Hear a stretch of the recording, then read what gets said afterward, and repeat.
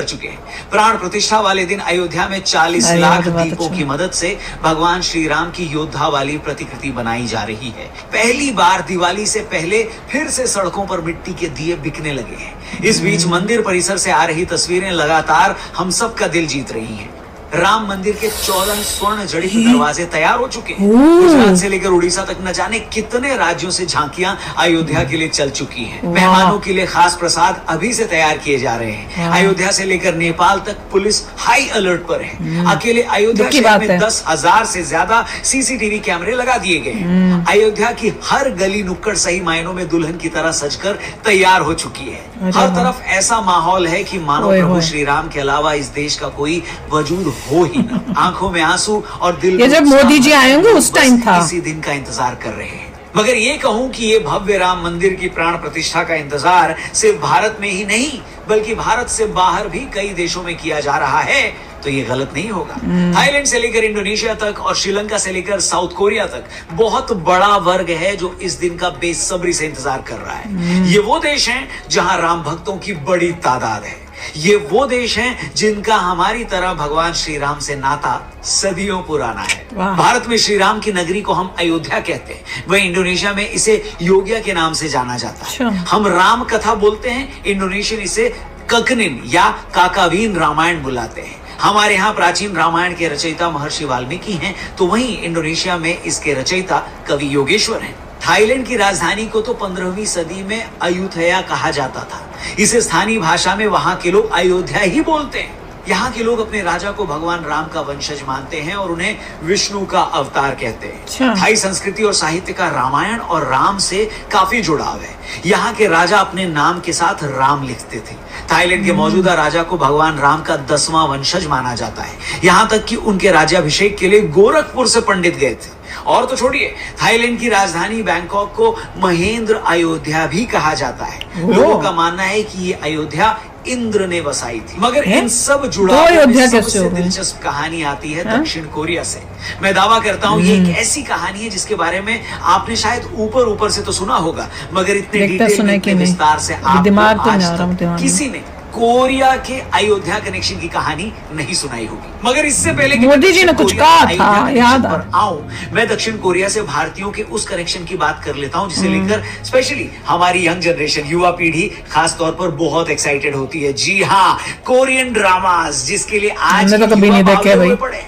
आपको बता दूं, अमेज़न तो पता ही नहीं कौन है। आप भर के ये कोरियन ड्रामास देख सकते हो और वो भी हिंदी में, वो भी बिल्कुल फ्री। आप जिस शो का नाम लोगे वो यहाँ मिल जाएगा आपको। शी वॉज प्रिटी से लेकर वेट लिफ्टिंग तक, तो हमारे देखते हैं, हम क्यों उनके देखें। चेयर अप तक आपको यहाँ सारे शोज मिल जाएंगे। इतना ही नहीं, हर हफ्ते आपको नए शोज भी मिल जाएंगे। ये ऐड कर रहे हैं, इसमें बहुत सारे शोज तो तमिल और तेलुगु में भी कमाल शोज हैं। मगर इसमें जो सबसे कड़क एक नंबर मुझे लगा वो है W2 वर्ड्स। ये तो भाई अलग ही लेवल पर है। वर्ड वाले को पता चल गया ना, थोड़ा ना काम हमारा।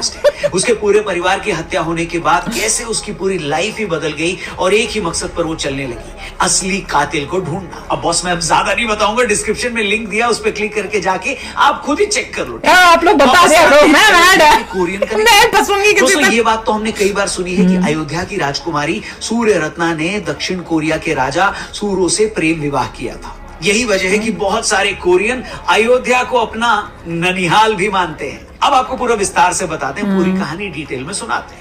तो ये कहानी शुरू होती है 48 ईसा पूर्व। अयोध्या में एक राजकुमारी रहती थी जिनका नाम था सूर्य रत्ना। सूर्य रत्ना के पिता का नाम था पद्मासेन और मां थी इंदुमती। पद्मासेन का कौशल साम्राज्य पर राज था। उस समय कौशल साम्राज्य आज के यूपी से लेकर ओडिशा तक फैला था। एक दिन पद्मासेन को सपना आया कि उनकी बेटी का विवाह कोरिया के राजा किम सोरो से हो गया। अपने इसी सपने की मर्यादा रखते हुए पद्मासेन ने अपनी बेटी सूर्य रत्ना को पूरे लाव लश्कर के साथ समुद्र के रास्ते सपना आया। 2 महीने की लंबी यात्रा के बाद रानी सूर्य रत्ना कोरिया के ग्योंगसांग राज्य के किमहे शहर पहुंच गई। जिस दौरान सूर्य रत्ना कोरिया की समुद्री यात्रा पर निकली थी, उसी दौरान कोरिया में राजा किम सोरो पर शादी के लिए दबाव पड़ रहा था। लोग प्रेशर बना रहे थे। उनके दरबारी लगातार उन्हें यह सलाह दे रहे थे कि वो अपने राज्य की किसी कुंवारी लड़की से विवाह कर ले। मगर किम सोरो का मानना था कि उनकी शादी स्वर्ग से तय की जाएगी। इसके बाद उन्होंने अपने साथियों को आदेश दिया कि वो घोड़े और बोट लेकर उनकी राजधानी के दक्षिण में एक आइलैंड की तरफ जाएं। सोरो से आदेश मिलने के बाद उन लोगों ने वही किया। वहां पहुंचकर उन्होंने देखा कि उनकी तरफ एक जहाज आ रहा है। उन्होंने फौरन इसकी जानकारी राजा को दी।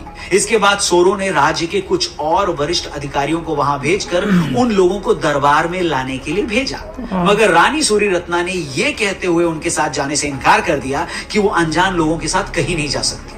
कहते हैं इसके बाद राजा ने वहीं पहाड़ी की तलहटी पर उन लोगों के लिए टेंट लगाने का आदेश दिया।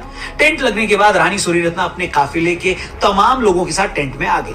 कहा जाता है कि रानी सूरीरत्ना के साथ आए लोगों के पास सोना, चांदी और बहुत कीमती सामान थे जो वो तोहफे के तौर पर अपने साथ लाए थे। रानी के टेंट में पहुंचने के बाद राजा भी उनसे मिलने वहां पहुंचे। रानी सूरीरत्ना ने जब सोरो को अपने सपने के बारे में बताया तो राजा का जवाब सुनकर भी वो सन्न रह गई। सोरो ने कहा कि उन्हें भी सूरीरत्ना के वहां आने का पहले से ही आभास हो गया था, इसलिए उन्होंने दरबार रानी थी कि राजकुमारी थी, किसी और से शादी नहीं की। इसके बाद रानी सूरीरत्ना के साथ तो रानी क्यों बोल रहे हैं? जब वापस जाने लगे तो राजा सोरो ने उन्हें बहुत महंगे महंगे तोहफे दिए। रानी के साथ आए बाकी लोग तो वहां से चले गए, मगर उनके 2 सेवक और उनकी बीवियों को राजा सोरो ने अपने महल के पास अलग घर दे दी। राजा सोरो से शादी के बाद रानी सूरीरत्ना को प्रिंसेस बोल रहे हैं, तो रानी तो राजकुमारी। रानी सूरीरत्ना ने सोरो से कहा कि वो अपने 2 बच्चों को अपना सरनेम देना चाहती। कहा जाता है कि महारानी ह्यो होंग और राजा किम सोरो के कुल 12 बच्चे हुए। आज कोरिया में कारक गोत्र के तकरीबन 60 लाख लोग खुद को राजा किम सोरो और अयोध्या की राजकुमारी का वंशज मानते हैं। इस वंशज के लोग किम्हे के बाशिंदे थे। किम्हे पुसान के नजदीक था। जिसने क्वेश्चन भी पूछा था कि मोदी जी किसके बारे में बता रहे हैं, और अब मुझे याद आ रहा है कमेंट्स में आपने ये एक्सप्लेन किया था। अब मुझे ध्यान में आ गया है कि कैसे शादी करके वो गई थी, और वो सब मुझे भी याद आ रहा है, मैंने पढ़ा था कमेंट्स में। पर देख लो, कमाल है कि हमारे सिर्फ इंडिया में नहीं, हाँ, कितना वहां पे हर जगह पे था। और दुख की बात है, उनमें से कई ऐसे देश भी हैं बहुत ज्यादा, मतलब जहां पे था, जहां पे कन्वर्जन हो गई और हिंदुज्म इतना नहीं रहा, पर उनको अपनी जो पास्ट है, अपनी हिस्ट्री है, वो पता है और वो अभी तक चल रही है। उन्हें प्रिजर्व की है। और वो शोज भी करते हैं और कहते भी हैं यस कि हमारी प्रीवियस हिस्ट्री है। कमाल है, कमाल है, कमाल की बात है। वेरी नाइस, बहुत ही, मतलब मैं तो इतनी हैरान हुई हूँ। सपना आया, सपने। गाइज, आपको यह मैसअप रिएक्शन का वीडियो कैसा लगा? अपने थॉट को नीचे वीडियो के कमेंट में जरूर बताइएगा। वीडियो पसंद आई हो तो वीडियो को लाइक जरूर कर दीजिएगा। चैनल पे नए हैं तो चैनल को सब्सक्राइब जरूर कर लीजिएगा। तो थैंक यू गाइस, अगर आप लोग को ये वीडियो पसंद आए तो लाइक शेयर सब्सक्राइब